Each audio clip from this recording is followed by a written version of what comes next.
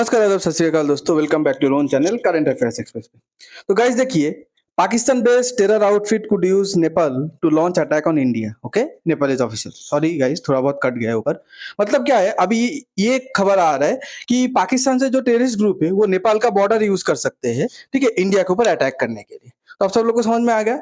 तो अब ये सब क्यों हो रहा है? ऑपरेशन सिंदूर के बाद आपको पता है कि इंडिया पाकिस्तान बॉर्डर पे बहुत टाइट सिक्योरिटी है और 2-3 बार उसके बाद इन्फिल्ट्रेशन मतलब अंदर घुसने की कोशिश किया था आतंकवादी ने, तो डायरेक्ट शूट कर दिया था। तो बहुत इसीलिए आतंकवादी क्या कर रहे हैं, कैसे भी करके नेपाल आ रहे हैं फ्लाइट के थ्रू। और नेपाल और इंडिया के बीच ओपन बॉर्डर है, कोई बॉर्डर है ही नहीं। आपको पता है, ऐसे नॉर्मल खेती बाड़ी है, मतलब जैसे घर है, ठीक है, कहीं कहीं पूरा खेत है, कहीं कहीं मतलब उधर फसल हो रहा है, ऐसा बॉर्डर है बीच में से। ओके, खेती के बीच में से तो क्रॉस करना बहुत इजीली है, उतना हाईली मिलिटराइज जोन भी नहीं है। ओके, तो इसीलिए ये क्रॉस करना चाहते हैं। अब ये बात किसने बोला? ये बात नेपाल का गवर्नमेंट ऑफिशियल खुद बताया इंडिया को कि थोड़ा सतर्क रहना। अभी पाकिस्तान का टेररिस्ट इंडिया पाकिस्तान बॉर्डर के थ्रू अंदर नहीं घुस पा रहे हैं, तो नेपाल के बॉर्डर के थ्रू अंदर घुसेगा, तो थोड़ा सा सतर्क रहना। आप सोचेंगे अरे नेपाल इतना अच्छा हो गया, इंडिया को बता रहा है। कोई कोई बोलेगा नेपाल तो पहले से ही अच्छा था। तो उसके बारे में बात करते हैं। देखिए, नेपाल का क्या है, चाइना के साथ बहुत क्लोज रिलेशन है और आपको पता है चाइना पाकिस्तान को अच्छे से यूज करते हैं, इंडिया के ऊपर टेररिज्म हो, इंडिया को डिस्टेबलाइज करे, इंडिया के पास हथियार पहुंचाए। इसलिए relation with China, a trusted friend and a development partner, have utmost significance in Nepals foreign policy. तो नेपाल का जो एम्बेसडर है क्या बोलते हैं, चाइना के साथ जो रिलेशन है, चाइना एक बहुत भरोसेमंद दोस्त है, ठीक है। हम लोग का जो जितना भी डेवलपमेंट हुआ है चाइना की वजह से ये डेवलपमेंट हुआ है। और नेपाल का फॉरेन पॉलिसी में चाइना बहुत इंपॉर्टेंट है, बहुत इंपॉर्टेंट। ओके, अब इंडिया और नेपाल के बीच पहले बहुत अच्छा दोस्त था, पर नेपाल पे जब आपको पता है चाइना पे कम्युनिस्ट का सरकार है, नेपाल पे भी जब से कम्युनिस्ट का सरकार आया है तो उसका चाइना के प्रति झुकाव थोड़ा ज्यादा है। ओके, तो नेपाल हमेशा जितना भी महत्वपूर्ण इंपॉर्टेंट प्रोजेक्ट है, भारत का जो भी कंसर्न है उसको दरकिनार करते हुए, उसको इग्नोर करते हुए चाइना को हमेशा वो प्रोजेक्ट दिया है। ओके, तो नेपाल के साथ इंडिया का रिलेशन आज के डेट पे उतना अच्छा नहीं है, नेपाल गवर्नमेंट के साथ, ठीक है। तो अब देखिए, चाइना हमेशा चाहता है इंडिया अभी हमेशा उलझे रहे ये टेररिस्ट अटैक, इंटरनल इशू, ये सब पे चाइना बहुत पैसा खर्चा करते हैं। चाइना हमेशा प्रॉक्सी वॉर खेलता है, मतलब दूसरे के थ्रू ये कराता है, खुद नहीं करता है। तो देखिए, चाइना से जब पूछा गया कि इंडिया पाकिस्तान के जब बीच झमेला हुआ था, मतलब ऑपरेशन सिंदूर के टाइम, क्या चाइना ने मतलब पाकिस्तान को हथियार सेंड किया था? अलग से बेचा तो है, ठीक है, अलग से सेंड किया था क्या? चाइना कंप्लीटली चुप, चाइना इसके बारे में कुछ नहीं बोला है। पर यह बताया गया कि चाइना का cargo, military cargo plane Pakistan पे उस टाइम पे बहुत बार लैंड किया है। तो मिलिट्री कार्गो प्लेन के अंदर क्या था? चाइनीज आर्मी तो था नहीं, तो इक्विपमेंट ही रहेगा। ओके, नाउ नेपाल इंडिया, आपको पता है इंडिया का जो मतलब जितना भी विक्ट्री है, कारगिल वॉर बोलिए, कुछ भी बोलिए, उसमें गोरखा रेजिमेंट का बहुत बड़ा योगदान है। नेपाल का गोरखा लोग हमेशा इंडियन आर्मी पे काम किया और ब्रिटिश आर्मी पे भी आज के डेट पे भी बहुत हद तक गोरखा काम करते हैं। तो नेपाल ने इंडिया के साथ रिलेशन बिगाड़ते हुए बोला था कि हम लोग अपने गोरखा को मना करेंगे कि तुम इंडियन आर्मी ज्वाइन मत करो, यूरोप वगैरह पे चले जाओ, ब्रिटेन पे चले जाओ, उन लोग का आर्मी ज्वाइन कर लो, ठीक है। उसके बाद इंडिया का जो मिनिस्टर है या इंडिया का जो आर्मी चीफ है वो नेपाल पे जाता है, फिर ये प्रॉब्लम को बात करके थोड़ा बहुत सॉल्व करता है। तो नेपाल इतना एंटी इंडिया हो गया था। ओके, उसके बाद इंडिया का जो दो तीन प्लेस है, जैसे लिम्पी अधूरा है, ओके, आपका लिपुलेख है, तो ये सब एरिया इंडिया के अंदर आते हैं, इंडिया के मैप पे बराबर हमेशा से था। नेपाल एक दिन इंडिया के साथ रिलेशन बिगड़ते हुए क्या करता है, अपना जो पॉलिटिकल मैप है, मतलब जो मैप गवर्नमेंट जारी करता है, वो मैप और नेपाल के नोट के पीछे उन लोग का कंट्री का मैप है, इन दोनों मैप पे नेपाल इंडिया का टेरिटरी को उसका खुद का टेरिटरी बता दिया और क्लेम कर दिया कि ये हमारा टेरिटरी है। उसके बाद नेपाल वो टेरिटरी इंडिया से मांगने लगा। देखिए, आज के डेट पे नेपाल का भी इतनी हिम्मत हो गया कि इंडिया का लैंड ग्रैब करके मांग रहे हैं, ठीक है। अब उसके बाद नेपाल के पे government organisation, non government organisation सब ऐसे प्रोटेस्ट करने लगे कि नेपाल का, ठीक है, संप्रभुता को रिस्पेक्ट करो। अरे हम लोग तुम्हारा लैंड लिया ही नहीं। उन लोग चाइना की इन्फ्लुएंस पे आके, जैसे चाइना का पॉलिसी है, चाइना पे कम्युनिस्ट पार्टी है, उसका पॉलिसी, चाइना का पॉलिसी क्या है कि लैंड ग्रैब करना, दूसरे का जमीन लेना। ऐसे नेपाल भी अब अपने चाइना को देख के बड़े भैया मान रहा है। ओके, तो ये सब चीज पे मुझे कहीं ना कहीं लग रहा है कि चाइना नेपाल को भी यूज करे। चाइना पाकिस्तान को अभी तक टेररिज्म के लिए यूज किया, बट चाइना देख रहा है इंडिया पाकिस्तान के बॉर्डर बहुत स्ट्रांग हो गया और इंडिया नेपाल का बॉर्डर खुला है, तो पाकिस्तान का जो भी मतलब टेररिस्ट है वो नेपाल के थ्रू चाइना ये ऐसा प्लान बना रहा है। That is what I conclude and it is okay. आप कोई बोलेंगे ऐसा थोड़ी होता है, आप कोई बोलेंगे नहीं ऐसा हो सकता है, but irrespective of all this thing, India को जो अपना बॉर्डर पॉलिसी है उसको थोड़ा, ठीक है, सख्त करना चाहिए, स्ट्रॉन्ग करना चाहिए इंडिया को अपना बॉर्डर पॉलिसी। जैसे देखिए इंडिया के साथ कितना कंट्री का बॉर्डर लगता है, पाकिस्तान का लगता है, चाइना का लगता है, जिधर बॉर्डर बहुत अच्छे से है, ठीक है। उसके बाद भूटान का लगता है, म्यांमार का लगता है, बांग्लादेश का लगता है, नेपाल का लगता है इंडिया के साथ बॉर्डर बॉर्डर। अभी इंडिया पे हम लोग इंडियंस की एक आदत है, जब तक पूछ पे आग नहीं लगेगा तब तक हम लोग मतलब जागेंगे नहीं। तो अभी म्यांमार से क्या होता है, म्यांमार से जितना भी टेररिस्ट इंडिया के अंदर आता है, north east like Assam, Mizoram, ये सब स्टेट पे अटैक करता है मिलिट्री के ऊपर, फिर चले जाते हैं। म्यांमार के साथ इंडिया ओपन बॉर्डर रखा था। अभी क्या है कि अभी 2025 का ये न्यूज है कि नेक्स्ट 10 साल तक, मतलब 2035 तक, 2035 तक इंडिया म्यांमार का जो पूरा बॉर्डर है उसको फेंसिंग लगा देगा। भाई तो इतना दिन क्या इंडिया क्या कर रहे थे, आप सो रहे थे इतना दिन।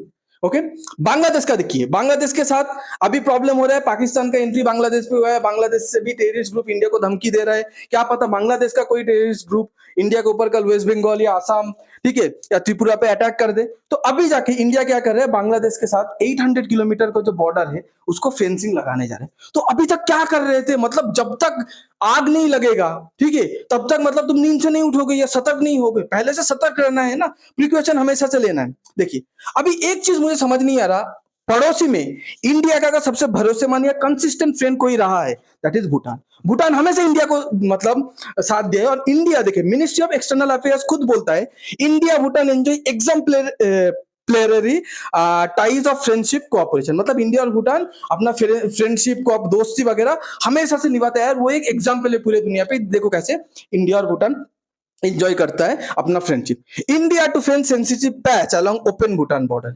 अब इंडिया अगर भूटान बॉर्डर जो इतना अच्छा दोस्त है, कभी आप सुने हैं भूटान से कुछ प्रॉब्लम हुआ है, भूटान ने कुछ प्रॉब्लम क्रिएट किया इंडिया से, भूटान का कोई टेररिस्ट ग्रुप इंडिया को धमकी दिया है?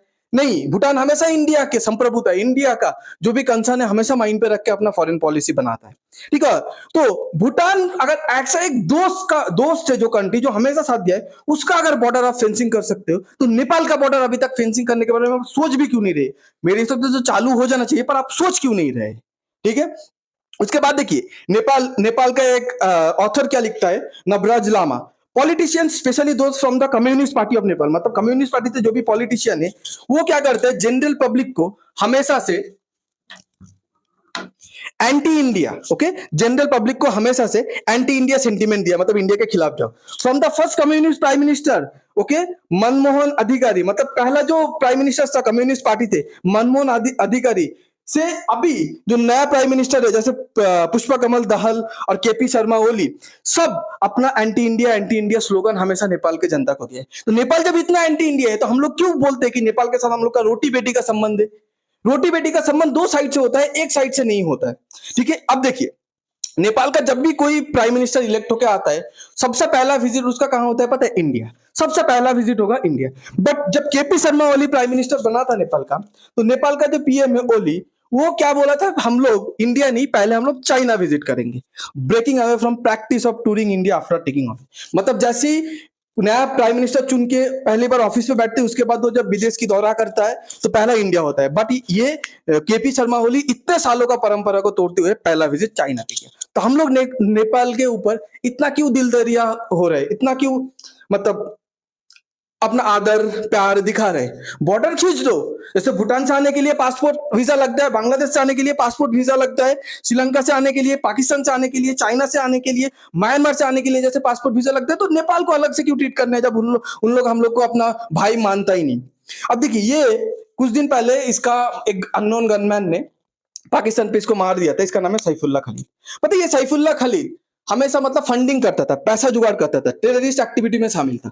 2008 पे, ओके, 2008 पे और 2005 पे इंडिया पे जो टेररिस्ट अटैक हुआ था, स्पेशली 2005 आई थिंक या 5 और 8, Bengaluru IISc Indian institute of science पे टेररिस्ट अटैक हुआ था, उसके पीछे, ठीक है, इसका हाथ था, ठीक है, सैफुल्लाह खलील। ये जो अपना पूरा टेररिस्ट का नेटवर्क है, ऑपरेशन है, कहां से चलाता था पता है? नेपाल का काठमांडू से। अब बोले काठमांडू कैपिटल है, कैपिटल पे ये टेररिस्ट रैकेट चलाता रहा सालों साल, नेपाल गवर्नमेंट को कैसे पता नहीं चला? तो आज के डेट पे चाइना नेपाल को यूज कर रहा है ताकि मतलब इंडिया के ऊपर अटैक, मतलब टेररिस्ट अटैक जारी रहे। अब कोई बोलेगा नहीं नेपाल के साथ तो हम लोग का अच्छा रिश्ता है, रोटी बेटी का संबंध है, ये ठीक है, नेपाल के साथ बॉर्डर नहीं खींचना चाहिए, चलो नहीं खींचना चाहिए, मैं मान लेता हूं। तो नेपाल को बोलिए कि इंडियन आर्मी को एक छोटा सा बेस दे दो अपने कंट्री पे, ठीक है। और मतलब और उसके बाद आपका रिसर्च एनालिसिस विंग इंडिया का रॉ कायक भेज दो, वो कुछ नहीं करेगा। आप कंसर्न हो ना, आप बता रहे हो ना इंडिया को कि आपके ऊपर अटैक हो सकते हैं तो थोड़ा ध्यान रखना, तो ठीक है हम लोग तुम्हारे कंट्री पे रॉ और इंडियन आर्मी को थोड़ा छोटा सा एक परमिशन दे दो, उधर इन लोग बैठ के आराम से बैठ के अपना काम करेगा, और जो टेररिस्ट रहेगा, तुम लोग को टेररिस्ट से कंसर्न है ना, जो भी टेररिस्ट रहेगा उन लोग को न्यूट्रलाइज करता रहेगा। आप बोलोगे नेपाल अच्छा है इसीलिए तो पहले से वार्न कर रहे हैं, देखिए एक स्ट्रैटेजी होता है, मतलब टैक्टिक्स होता है। नेपाल पहले से बोल के रख रहे हैं, बाद में अगर हो जाएगा, देखिए इंडिया जैसे पाकिस्तान को पकड़ के मारा था, नेपाल को मारेगा तो नेपाल मतलब 2 घंटे में मर जाएगा, ठीक है, और कोई सपोर्ट पे भी नहीं आएगा नेपाल का। यूएस को पता भी नहीं कि नेपाल क्या होता है, डोनाल्ड ट्रंप को पता भी नहीं नेपाल बोल के कुछ कंट्री, वो नेपाल, डोनाल्ड ट्रंप लिटरली जब नेपाल पहली बार सुना था, he was like what, nipple, nipple बोला था नेपाल को, ठीक है। तो पहली बार तो कोई यूएस बचाने नहीं आएगा पाकिस्तान की तरह नेपाल को, इसलिए नेपाल पहले से सेफ हो रहा है, मतलब काम तो अंदर से करूंगा, होगा तो, लेकिन हम लोग आपको वन किए थे ना, हम लोग ये सब में इन्वॉल्व नहीं है, आप अपना प्रॉब्लम आप खुद देख लो। तो तो गवर्नमेंट को अभी से फेंसिंग करना चाहिए, नहीं तो बोलना चाहिए कि हम लोग को जमीन दो, हम लोग का इंटेलिजेंस एजेंसी और आर्मी उधर रहेगा और ये सब काम करेगा, देखेगा टेररिस्ट कहाँ है।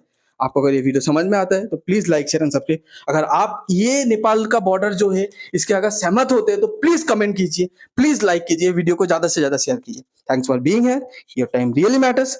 God bless you.